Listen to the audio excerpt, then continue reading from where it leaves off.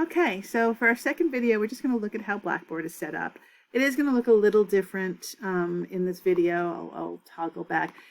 This is the student view, and you can see that you'll always land on the announcements page. I'm going to stay in my view showing this to you, which is just a teeny bit different, only because I'm doing this before the semester starts and things are hidden from you that are not hidden from me that I want to be able to show you. So the left-hand toolbar is going to be your navigation tool, and we've already looked together at the syllabus. Hopefully you've already downloaded the syllabus, and hopefully you've already clicked on the class material link because you're in the orientation folder watching this video. The course material page is the page you should always be working off. Everything you need for the course is linked on here.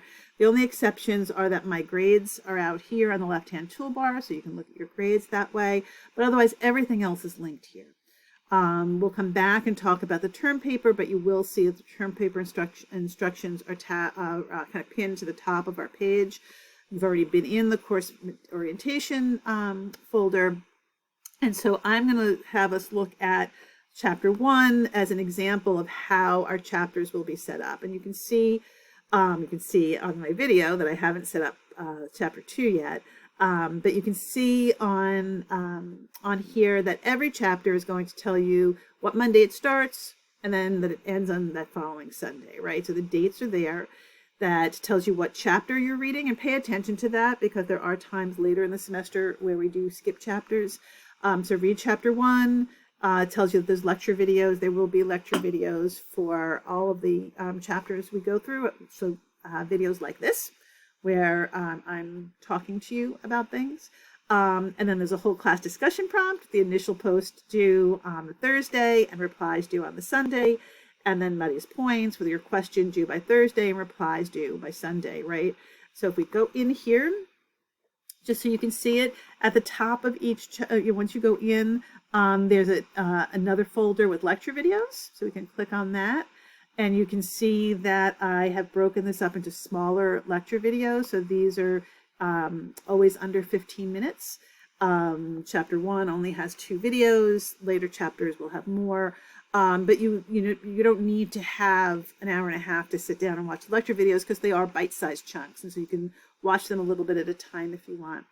I do strongly suggest that you take notes while you're watching the lecture videos the same way you would if you were sitting in class and listening to a lecture. And so take notes. That's a good time to write down questions you have as I talk, things that are less clear than you'd like them to be or that are interesting and you want to know more about. And those, that's a good way to come up with your questions for the Muddy's Point Forum. With the lecture videos, there will always be a file for the lecture slides that you see in the background of the lecture videos so that you can download those if you want, so that you can take notes right on there if you want to, or at least have them to save for yourself if you'd like. So come back here. Right, so every chapter is going to have that folder with the lecture videos and the downloadable slides.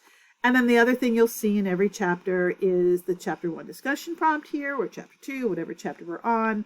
And it tells you again what the due dates are for that. And then you've got a prompt from me. So something specific I'm asking you to speak to.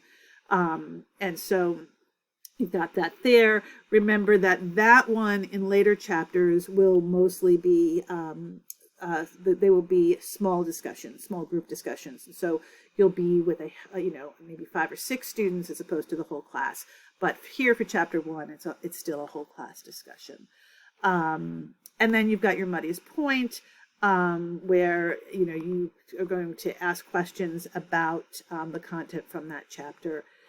The other thing that you'll see in each chapter folder is this practical questions link to the practical questions discussion forum. And that really is a time, place for you to ask not personal questions. You can email me with those, like if there's something that you wouldn't normally want to speak to the whole class about. But if you've got questions that normally you'd raise your hand in class to ask, that's a good place to do that. And you can answer each other there as well. You don't need to wait for me if you know the answer. Okay, I just want to pop back here for just a second.